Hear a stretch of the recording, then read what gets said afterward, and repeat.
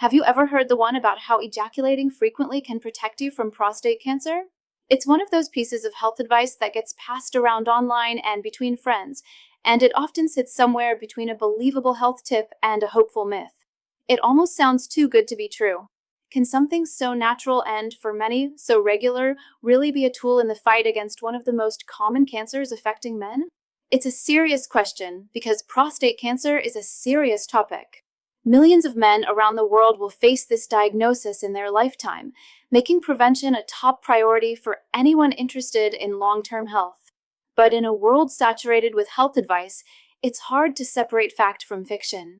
We're told to eat certain foods, take specific supplements, and follow particular exercise routines. But where does this specific claim about ejaculation frequency fit in? Is it just wishful thinking, or is there legitimate science behind it? That's exactly what we're here to find out. We're not going to rely on rumors or headlines. Instead, we're going to dive deep into a major, large-scale scientific study that was designed to answer this very question. What does the data actually say? The answer is more complex and, frankly, more interesting than you might think. So, let's get into it. To get to the bottom of this, we need to look at the strongest evidence available. In 2018, a major scientific review was published in a highly respected, peer-reviewed publication, the Journal of Sexual Medicine. This wasn't just another small, isolated experiment. It was something far more powerful, a meta-analysis. Now, that term might sound intimidating, but the concept is actually quite simple and incredibly important. Think of a meta-analysis as a study of studies. Instead of conducting one new experiment, researchers act like scientific detectives. They systematically scour the world's medical literature for every high-quality study that has ever been published on a specific topic. They then gather all the data from these individual studies, carefully filter it for quality, and combine it into one massive dataset. The purpose of this is to see if a consistent pattern emerges across all the different studies, populations, and timeframes. A single study might show an interesting result, but it could be a fluke. But when you combine dozens of studies involving tens of thousands of people, and you still see the same trend, you can be much more confident that you're looking at a real, statistically significant signal. It gives us a bird's-eye view of the entire body of research. And the scale of this particular meta-analysis was enormous. The researchers pulled the data from 21 different high-quality studies. In total, their analysis included information from approximately 55,000 men who had been diagnosed with prostate cancer and a comparison group of over 72,000 men who had not. By comparing the self-reported lifestyle habits of these two massive groups, the scientists aimed to see if there was a clear, mathematical link between ejaculation frequency and the risk of developing the disease. This is the gold standard for this type of research. So, what did this powerful analysis uncover? After crunching the numbers from this massive collection of data, the researchers found a clear and statistically significant link.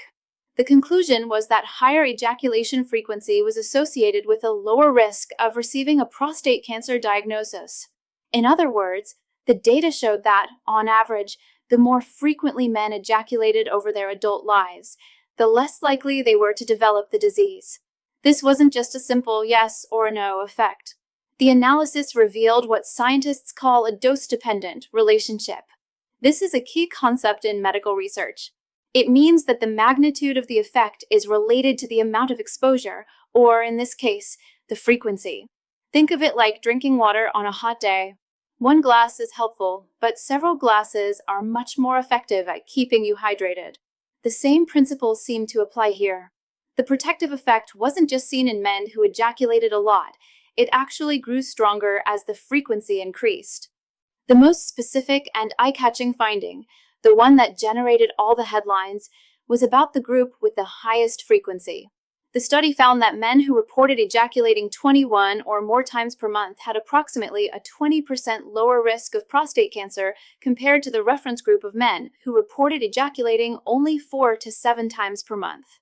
This was a significant reduction and provided the strongest evidence to date for this long-held belief. But here is the single most important detail of the entire study, and it's a point that almost always gets lost in the simplified headlines. Not all prostate cancers are created equal. Doctors grade prostate cancer based on how aggressive the cells appear under a microscope. Low-grade cancers are typically very slow-growing, often contained within the prostate, and are generally considered less dangerous. In many cases, these tumors are so indolent that they might be monitored with a strategy called active surveillance rather than treated immediately. High-grade cancers, however, are the opposite. They are aggressive, grow quickly, and have a much higher potential to spread to other parts of the body, making them far more life-threatening. This distinction is critical because the protective effect found in the meta-analysis was almost entirely linked to a reduced risk of these low-grade tumors. When the researchers specifically isolated the data for high-grade, aggressive prostate cancer, they found no statistically significant protective association. Let me repeat that because it's crucial. The data supports a link between frequent ejaculation and a lower risk of developing the less aggressive forms of prostate cancer, but it does not show a similar effect for the most dangerous forms of the disease. One final, interesting point the data clarified was about the method itself. The protective effect was consistent whether the ejaculations were the result of sexual intercourse or masturbation. From a purely physiological perspective, the body's mechanism of clearing the prostatic ducts seems to be the key factor, not the context in which it happens. So, the data shows a clear pattern, a correlation between ejaculation frequency and a reduced risk of low-grade prostate cancer. But a correlation is not causation. It tells us what is happening, but it doesn't tell us why. This leads to the most fascinating part of the discussion. What are the possible biological mechanisms that could explain this connection? Scientists have proposed a couple of leading hypotheses. The first, and most widely discussed, is often called the prostate cleansing or stagnation hypothesis. To understand this, you need a quick primer on what the prostate gland does. Its primary job is to produce a milky white fluid known as prostatic fluid, which makes up a significant portion of semen. This fluid contains enzymes and other compounds that help nourish and protect sperm. This fluid is created and stored in a network of tiny ducts within the prostate gland. The stagnation hypothesis suggests that if this fluid remains in the ducts for long periods without being flushed out, it could potentially become problematic. The theory is that over time, this stagnant environment might allow for the concentration of potentially harmful substances. These could be environmental toxins that have made their way into the body, metabolic byproducts from the gland's own cellular processes, or even the formation of tiny crystals called corpora amylacea, which are associated with inflammation. The key here is inflammation. Chronic, low-grade inflammation is a well-known driver of cancer development throughout the body. When cells are constantly inflamed, it can lead to DNA damage and create an environment that is ripe for uncontrolled cell growth. Oxidative stress, another damaging cellular process, is also linked to this. So, according to this hypothesis, regular ejaculation acts as a simple but effective mechanical cleansing. It flushes out the old prostatic fluid, along with any potentially carcinogenic substances that may have accumulated, and allows the gland to be replenished with fresh fluid. This process would reduce the duration of exposure to harmful agents, lower chronic inflammation, and decrease oxidative stress within the prostate tissue, thereby lowering the long-term risk of cellular damage that could lead to cancer. But there's a second, equally plausible hypothesis that has less to do with the mechanics of the prostate and more to do with the bigger picture of a person's health. This is the idea of a healthy lifestyle confounder. In research, a confounder is a hidden variable that might be the true cause of the effect you're observing. In this case, the question is it the ejaculation itself that's protective, or is the frequency of ejaculation simply a marker for an overall healthier man? Think about it. Men with a higher libido and more frequent sexual activity may, on average, also be men who take better care of themselves. They might have better cardiovascular health, lower levels of psychological stress, a more balanced diet, and engage in more regular physical activity. All of these factors, maintaining a healthy weight, exercising, and eating well, are independently and powerfully linked to a reduced risk of many types of cancer, including prostate cancer. In this scenario, frequent ejaculation isn't directly causing the protection. Instead, It's just one part of a larger constellation of healthy behaviors. The study is simply observing that two things, high sexual frequency and lower cancer rates, tend to happen together in the same group of generally healthy people. Most likely, the truth isn't one or the other, but probably a combination of both.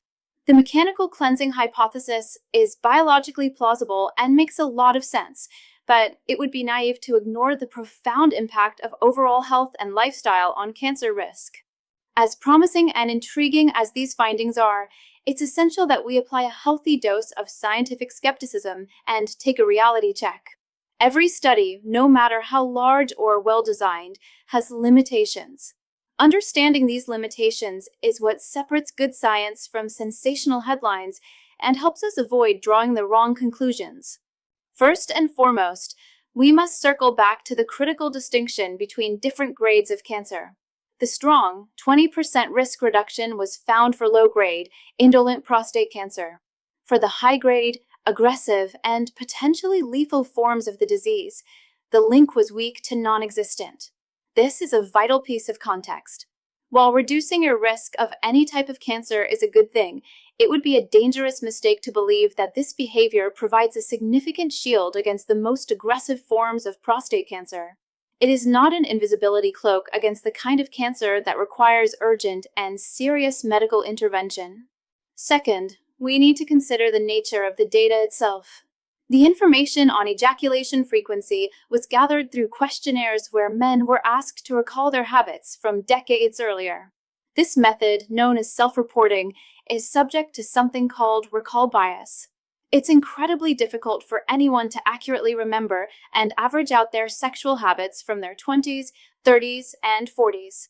Memory is imperfect, and there's always the possibility that men who have been diagnosed with cancer might subconsciously remember their past differently than men who have not.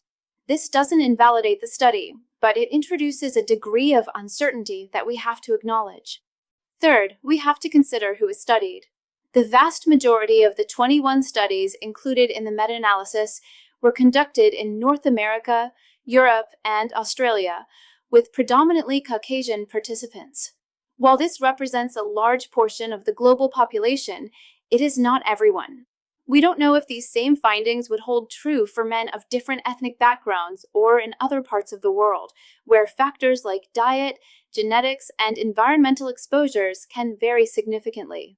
For instance, we know that men of African descent have a statistically higher risk of developing more aggressive prostate cancer, and this study doesn't give us specific insight into that demographic.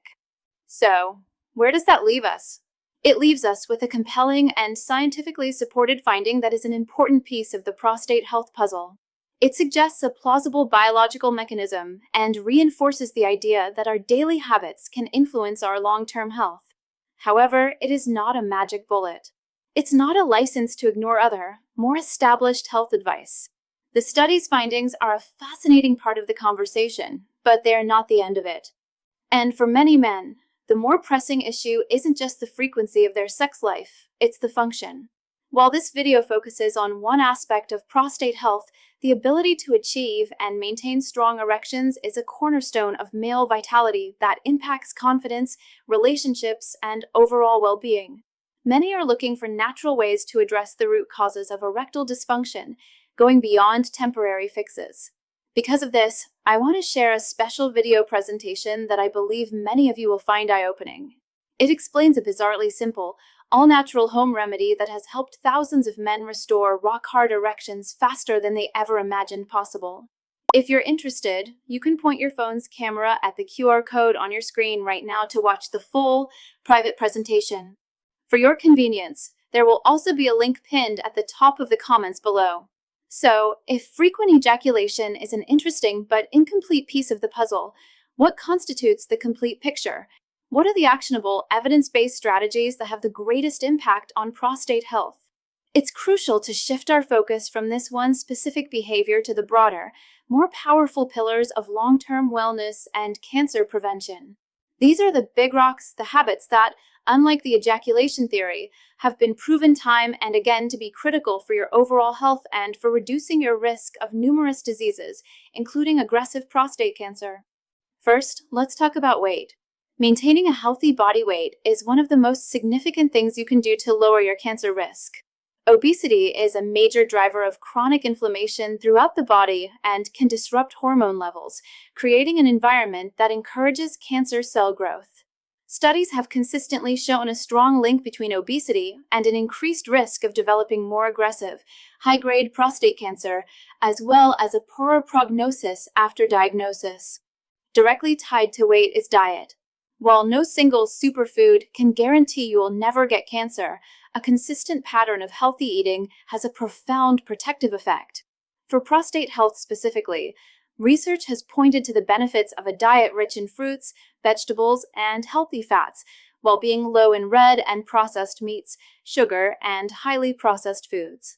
Some studies have highlighted the potential benefits of lycopene, the antioxidant that gives tomatoes their red color. Cooked tomato products like sauce and paste seem to make lycopene more easily absorbed by the body. Cruciferous vegetables like broccoli and cauliflower, as well as the healthy fats found in avocados and olive oil, are also thought to be beneficial. The goal isn't a perfect diet, but a sustainable pattern of eating whole, nutrient-dense foods. Next is physical activity. Regular exercise is a powerhouse of prevention. It helps you maintain a healthy weight, reduces inflammation, boosts your immune system, and helps regulate hormone levels. You don't need to become a marathon runner. Consistency is more important than intensity. A brisk walk, a bike ride, swimming, or strength training, finding activities you enjoy and incorporating them into your weekly routine is one of the most effective health interventions available. And finally, we arrive at the most critical strategy of all, proactive screening and early detection. The reason many men survive prostate cancer today is because it's caught early, often before any symptoms appear.